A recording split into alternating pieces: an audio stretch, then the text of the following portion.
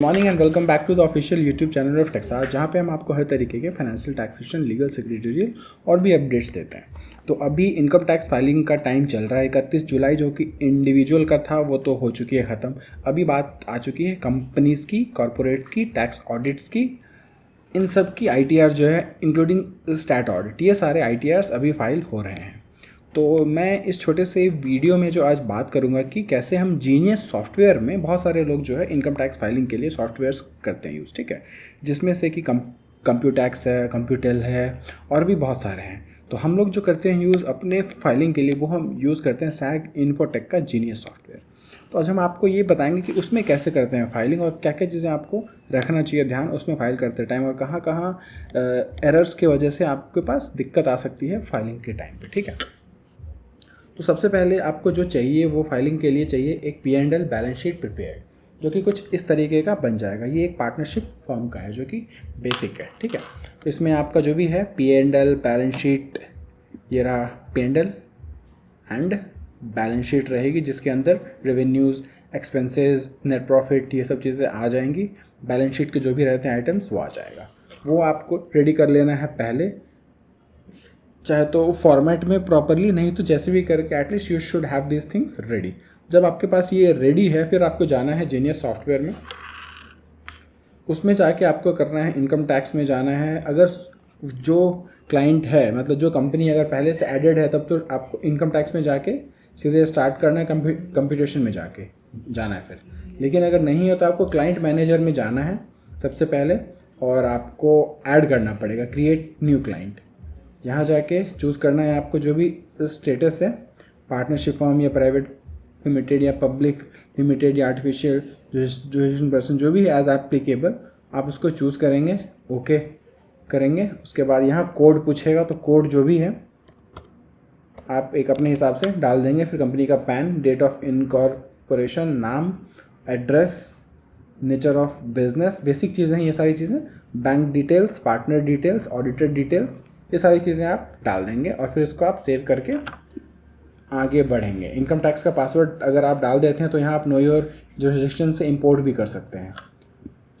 एक तो ऑप्शन ये है। दूसरा है कि आप इंपोर्ट कर सकते हैं, import masters from XML JSON। इसके लिए आपको क्या करना है, पहले इनकम टैक्स के साइट में जाके आपको इनकम टैक्स के साइट में जाना है, और वहाँ पे जाने के बाद फिर जो है इनकम टैक्स के साइट में जाने के बाद आपको लास्ट ईयर की जो ITR फाइल्ड है उसकी JSON को डाउनलोड कर लेना है। जो लास्ट ईयर की ITR फाइल्ड है उसको अगर आप जैसे कर लेंगे डाउनलोड करने के बाद फिर यहाँ आके आप ये JSON इंपोर्ट वाला जो है ऑप्शन वो आप चूज़ करेंगे। उस फाइल को आप यहाँ जाके सेलेक्ट फाइल करेंगे, चूज़, और फिर आप उसको इंपोर्ट कर देंगे। इंपोर्ट करने से क्या रहेगा कि मास्टर डेटा जो भी अभी हम यहाँ पे मैनुअली एंटर कर रहे थे वो आपका अपने आप एंटर हो जाएगा। तो सपोज़ आपने एक बार ऐड कर दिया और फिर आप कंपनी ओपन कर लेंगे, तो इस तरीके से जो है कंपनी ओपन हो जाएगी। और उसके बाद आपको यहाँ पे असेसमेंट ईयर जो है वो चूज़ कर लेना है। इस तरीके का जो है डैशबोर्ड आपका खुल जाएगा। तो कंपनी के केस में बेसिकली आपको जाना कहाँ है, general information, balance sheet, PL। ये मैंने पहले से ITR कर रखी है फाइल, तो इसीलिए ऐसे आ रहा है। आपके केस में वो चीज़ अनफाइल्ड ही आएगी, नॉन फाइल्ड। तो उसमें क्या करना है आपको, पहला जो फील्ड आता है ऑडिट इन्फॉर्मेशन। अगर टैक्स ऑडिट एप्लीकेबल है तो आपको वो कर देना है यस यहाँ पे, और अगर बुक्स प्रिपेयर कर रहे हैं एज़ पर 44AA तो कर देना है यस। अगर आप ये यस करते हैं तो फिर आपको टैक्स ऑडिट की डिटेल, यानी कि अकाउंटेंट की डिटेल, CA की डिटेल यहाँ पे डालनी होगी, और उसकी डेट ऑफ ऑडिट जो भी है वो सारी चीज़ें। अभी हमारे केस में एप्लीकेबल है नहीं तो हम उसको कर दे रहे हैं नो।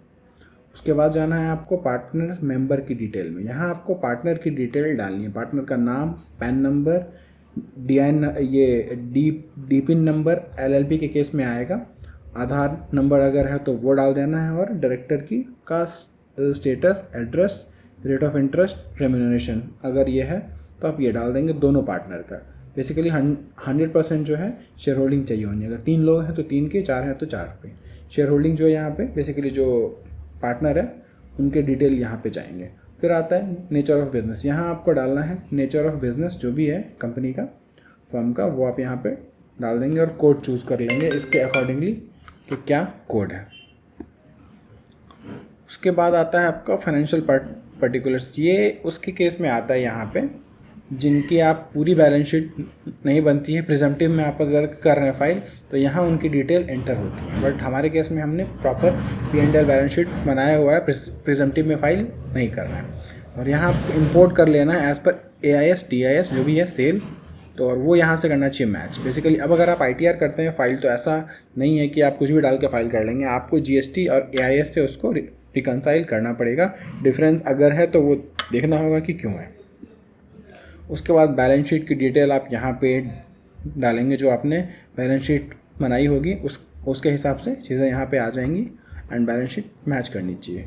सेकंड है आपका P&L में जाके ट्रेडिंग मैन्युफैक्चरिंग अगर आपका है तो ये रहा। मैन्युफैक्चरिंग में पहले आप डिटेल डालेंगे, उसके बाद आ जाएंगे आप ट्रेडिंग अकाउंट में।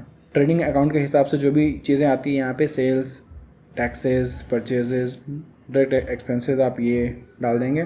फिर इनडायरेक्ट एक्सपेंसेस एंड रेवेन्यूज़ जो है आपके वो आप P&L अकाउंट में डाल देंगे, डेप्रिसिएशन वगैरह सब चीज़ें लेके। यहाँ पे प्रॉपर हेड्स बहुत सारी चीज़ों के लिए मेंशन्ड है, बट फिर भी अगर कोई चीज़ का स्पेसिफिकली आपको नहीं मिलता है कि कहाँ जाना है तो आप इसको अदर एक्सपेंसेस में डाल के यहाँ पे नीचे है, यहाँ डाल के आप उसको बाइफरकेट कर सकते हैं और यहाँ पे आप फिल कर सकते हैं उसको। उसके बाद जब आप ये डाल देंगे तो नेट प्रॉफिट जो है आपका यहाँ पे वो दिख जाएगा कि कितना आ रहा है। फिर आप आ जाएंगे अदर इन्फॉर्मेशन में बेसिकली कुछ खास नहीं डालना रहता है, आपको ये कर देना रहता है टिक if other information is applicable, और नॉट एप्लीकेबल है तो ऐसे ही करके आप उसको छोड़ सकते हैं। उसके बाद यहाँ क्वांटिटेटिव डिटेल वगैरह अगर आपके केस में एप्लीकेबल है, अगर आप कोई भी ऐसा कम्युनिटी कर रहे हैं यूज़ जहाँ पे आपको क्वांटिटेटिव डिटेल डालनी है तो आप डाल सकते हैं, अदरवाइज़ ये सारी चीज़ें ऑप्शनल छोड़ सकते हैं आप। फिर आता है आपका शेड्यूल FA, इसमें एडिशनल डिटेल्स आती हैं, बेसिक चीज़ें ये सारी चीज़ें कि अगर फर्म किसी कंपनी में शेयर होल्डिंग अगर होल्ड करता है तो वो हो जाएगा, या फिर इंडिया के बाहर में अगर कोई भी चीज़ कम एसेट्स या फिर शेयर होल्डिंग या लायबिलिटी है तो वो भी यहाँ पे हमें डिक्लेयर करना रहता है। उसके बाद आता है आपका शेड्यूल TPS है, ये एप्लीकेबल है या नहीं है आप उसको मेंशन कर देंगे। उसके बाद आपका जब ये रेडी हो जाएगा, उसके अलावा डिडक्शंस खास तो खैर इन कंपनी के केस में है नहीं रहता, फिर जैसे 80G वगैरह डोनेशंस वगैरह अगर है तो आप वो डाल सकते हैं इसके अंदर। एंड जैसे आप देख सकते हैं 80CCD1B आ जाता है, 80G आती है फॉर्म के केस में, एंड ये सारे डोनेशंस और स्पेशल कैटेगरी के एक्सपेंसेस और रिडक्शंस हैं। अगर ये सब में से किसी भी आपके लिए एप्लीकेबल है कोई भी तो आप यहाँ से इसको फिर वो चूज़ कर सकते हैं। ये चूज़ करने के बाद बैंक डिटेल्स वगैरह आप डाल देंगे। BP में यहाँ बिज़नेस में जाके यहाँ आपको बेसिकली वो रिकन्सिलिएशन वाला पार्ट रहता है, तो यहाँ जाके आपको यहाँ इंपोर्ट करना पड़ता है। ये इंपोर्ट करेंगे तो जो आपका वहाँ नेट प्रॉफिट आ रहा था वो यहाँ पे आ जाएगा, एंड एग्जिट करके डेप्रिसिएशन वगैरह कुछ अगर डिसअलाउएबल है या कोई भी ऐसा एक्सपेंस है जो कि P&L के अंदर डेबिट है बट वो डिसअलाउड है, add disallowed expenses, less allowed expenses, ऐसे करके जो भी बाइफरकेशन आपको यहाँ पे डालनी है आप वो डाल सकते हैं। Remuneration under section 40B, partners को जो रेम्यूनरेशन पे होती है वो लिमिट के अंडर में है या नहीं है, ये सारी चीज़ें, इन सारी चीज़ों का बाइफरकेशन वीडियो अलग से है, तो इस वीडियो में मैं उस डिटेल्स में नहीं जा रहा। उसके बाद आप जो है फिर कंप्यूटेशन में जाएंगे, कंप्यूटेशन P&L चेक करेंगे।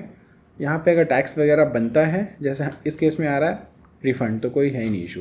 अगर टैक्स वगैरह बनता है मान लो आपका किसी भी केस में, तो फिर आप टैक्स का अमाउंट देख लेंगे, फिर आप जाएंगे चालान प्रिंट में, यहाँ जाके आप ऐड करेंगे सेल्फ असेसमेंट टैक्स में जाएंगे। इनकम टैक्स अमाउंट सपोज आपका 1000 बनता है या 10,000 बनता है, फिर आप इसको अपडेट करेंगे और पे टैक्स करेंगे एट ITD, और फिर ये आपको अपने आप इनकम टैक्स के साइट पे लेके जाएगा और वहाँ आप टैक्स पे कर सकते हैं।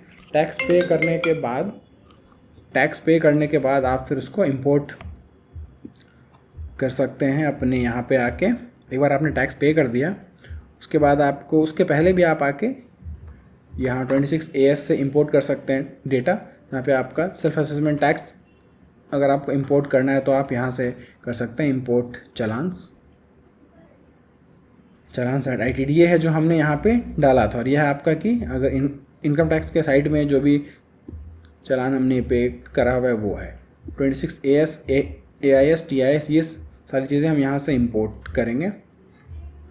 क्विक इनविजिबल करके ये अपने आप आपके इनकम टैक्स के साइट से सारी चीज़ें फेच कर लेगा, प्रोवाइडेड पासवर्ड जो है आपने प्रॉपर्ली एंटर कर रखी है। फिर आपको AIS TIS से एक बार अलग से वेरीफाई कर लेना। आप अगर चाहते हैं कि मैनुअली एंट्री ना करना पड़े तो आप सीधे यहाँ पे जाके AIS और TIS इंपोर्ट कर लेंगे। ये रहा एक बार में आपका 26 AIS TIS इंपोर्ट AIS चालान, ये सारी चीज़ें आप एक बार में इसको इंपोर्ट कर लेंगे। इंपोर्ट करने के बाद आप उसको डायरेक्टली डेटा में ट्रांसफ़र कर सकते हैं रेलिवेंट हेड में। सपोज़ मैंने यहाँ पे इंपोर्ट कर दिया, उसके बाद अब मुझे इसको वहाँ भेजना है रेलिवेंट हेड में। तो खैर यहाँ तो ऑप्शन नहीं है, बट नॉर्मली क्या रहता है कि आप जैसे इस पर करेंगे, टिक का ऑप्शन रहता है, टिक करेंगे तो ट्रांसफ़र टू रेलिवेंट हेड में वो चीज़ चली जाती है, और कोई भी इनकम रहता है तो वो चली जाएगी। तो आपका ये मैनुअल डेटा एंट्री का केस नहीं रहेगा, आपका काम काफ़ी आसान हो जाएगा। एक बार जब आपने वो सारी चीज़ें अपडेट कर दी हैं, फिर कंप्यूटेशन आप अप्रूव करवा लेंगे या चेक कर लेंगे अपने एंड पे सब ठीक है। उसके बाद फिर आप जाएंगे ई रिटर्न फाइलिंग में। ई रिटर्न फाइलिंग में आप जाएंगे, सब चीज़ यहाँ पे वेरीफाई कर लेंगे कि कौन वेरीफाई कर रहा है। उसके बाद ई फाइल में जाएंगे। ई फाइल में जाके ये 2-3 चीज़ें जो हैं वो आपको कहेगा कि अगर आपने कोई चीज़ मिस कर रखी है, कोई भी एरर है जिसकी वजह से कल को इशू आ सकता है, तो वो यहाँ पे आपको पहले से वार्निंग बता देगा, एरर बता देगा। एरर मतलब जिसके बिना आप ITR फाइल नहीं कर पाएंगे ठीक किए बिना, और वार्निंग मतलब ये है कि बस आप देख लो एक बार अपने एंड पे कि कोई मतलब फाइल तो हो जाएगी बट इसके वजह से कहीं आपको इशू ना आए, तो ये बस एक वार्निंग है। तो एरर के साथ आप फाइल नहीं कर पाएंगे, वार्निंग के साथ आप फाइल कर पाएंगे। तो इस तरीके से जो है आप अपने बिजनेस का ITR फाइल कर सकते हैं। That can be a proprietorship firm, that can be a partnership firm, that can be a partner private limited company और LLP। अब ITR फॉर्म्स जो है उसके हिसाब से चेंज हो जाती है, 5, 6, 4 जो भी रहता है, तो उसके हिसाब से वो सारी चीज़ें अपने आप अपडेट हो जाएंगी और फिर आप उसको फाइल कर पाएंगे।